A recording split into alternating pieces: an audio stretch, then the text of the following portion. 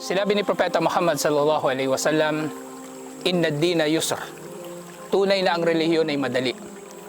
Wala yushad ad-dino illa galaba. At hindi ginawang mahirap ni naman ang kanyang relihiyon, liban na lamang na siya ay ginapi nito. Liban na lamang na ito ay naging mahirap nga para sa kanya. Nang tinukoy dito ni Propeta Muhammad sallallahu alaihi wasallam na ang Islam ay likas na pinadali ni Allah subhanahu wa ta'ala para sa mga Muslim.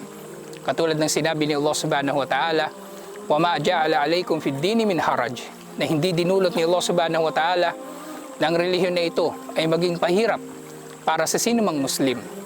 Kaya ang relihiyon na ito, alhamdulillah, sa lahat ng iba't ibang mga obligasyon na meron dito, ito ay pawang para sa kapakanan ng mga Muslim. At kung meron mang ipinagbabawal sa relihiyon na ito ay mga bagay-bagay na nakasasama sa mga Muslim. Na anumang bagay na iniutos o isinabatas sa relihiyon na ito ay para sa kapakanan ng Muslim sa mundong ito at sa kabilang buhay. At kung ito ay nagdudulot man ng abala o kaya ay istorbo sa kanyang mga pang-araw-araw na mga gawain, ay marapat na malaman ng Muslim ng damdamin na ito ay hindi magandang damdamin tungo sa kanyang relihiyon.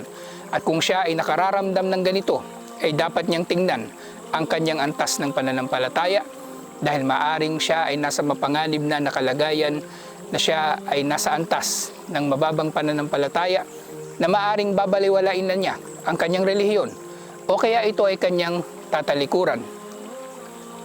Ang sinabi na ito ni Propeta Muhammad sallallahu alaihi wasallam ay isang garantiya para sa atin ng relihiyon na ito, ang Islam, ay ibinigay sa atin ni Allah subhanahu wa ta'ala bilang biyaya. Hindi niya ito ibinigay sa atin bilang pahirap. Kaya dinugtong ni Propeta Muhammad sallallahu alaihi wasallam, "Fasaddidu wa qarabu wa abshiru." Na sinabi niya, kaya marapat na tayo ay magsikap na maging matuwid sa ating mga layunin, sa ating mga sinasabi at sa ating mga ginagawa. At sinabi niya na karabu, tayo ay magsikap na maging pinakamalapit sa pagkakatupad sa ating mga obligasyon kay Allah subhanahu wa ta'ala. At kung magagawa natin ang dalawang bagay na ito, na hindi naman natin pinahihirapan ng ating relihiyon, sinabi niya, "Wa abshiru," tanggapin natin ang mabuting balita ng pagpasok sa paraiso, inshallah. Ang totoo na mayroong mga kalakip na paghihirap ang relihiyon na ito dahil ang relihiyon na ito ay isa sa mga dinulot ni Allah subhanahu wa ta'ala na maging pagsubok. Pero lalahanin natin na ang relihiyon na ito higit sa lahat ay dinulot ni Allah subhanahu wa ta'ala na maging madali para sa atin nang sa gayon ay magiging posible ng tao ay papasok sa paraiso sa habag ni Allah subhanahu wa ta'ala.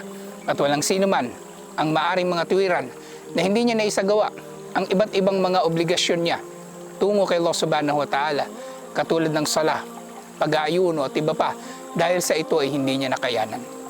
Dahil tunay na ang lahat ng pagpapaluwag ay naisabatas sa Islam kasama ng iba't ibang mga obligasyon dito. Katulad na lamang din sa sala bilang halimbawa. Si Propeta Muhammad sallallahu alaihi wasallam ay nagpahintulot ng tao na hindi makapagsala ng nakatayo ay magsala ng nakaupo. At kung hindi niya kaya na magsala ng nakaupo, ay magsala siya ng nakahiga sa kanyang tagiliran. Ngayon din, si Allah subhanahu wa ta'ala ay nagpahintulot na ang sino mang may sakit ay maaring hindi mag-ayuno sa araw ng Ramadan at maaari niya itong pag-ayunuhan na lamang sa iba pang mga araw pagkatapos ng Ramadan.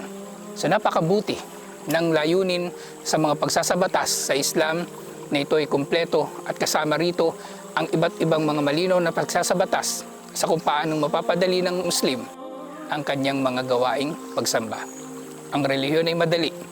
Maaring makakita tayo rito ng ilang mga paghihirap, subalit alalahanin natin na para sa mga mananampalataya na ang kanilang hangad ay ang kaluguran ni Allah subhanahu wa ta'ala, ay magsisikap sila upang matupad ang mga obligasyon na ito.